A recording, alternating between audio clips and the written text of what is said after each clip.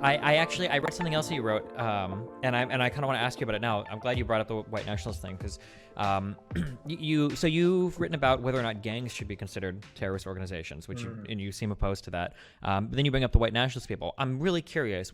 How do you what is your definition of terrorism? What is your designation? Yeah, this seems to be like we talk about this a lot in the U.S. Yeah.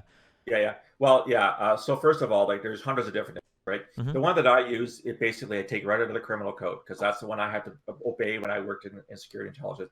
So an act of terrorism is a serious act of violence that is perpetrated for political, ideological, or religious reasons. That's all the criminal code has to say on that. It's very, very simple. The challenge is we understand serious acts of violence, right? You kill somebody, that's pretty serious.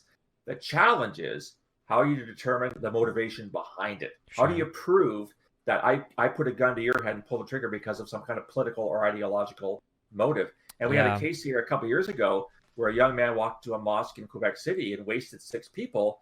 And he was not charged with terrorism. He was charged with first-degree murder. And in fact, he pleaded guilty to first-degree murder because the prosecution, what we call the Crown here in Canada, couldn't determine whether or not he was truly motivated by some kind of ideology. Probably was. He was on various white nationalist sites, et cetera, et cetera.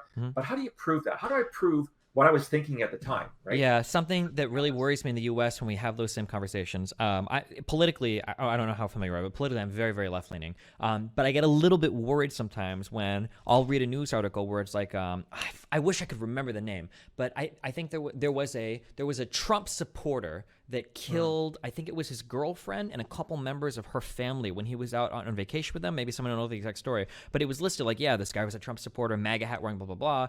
But when you're going through and you like look at like what happened, it doesn't seem like this was politically motivated. Like the dude had problems. Like, yeah, he like retweeted some Trump MAGA stuff, but like, was it really like a terrorist thing? Was this guy like politically motivated? Not in the same way that like the New Zealand shooter was, for instance, who was very clearly politically motivated. Yeah. Well, we had a manifesto, right? He wrote a manifesto that he told us exactly why he did it.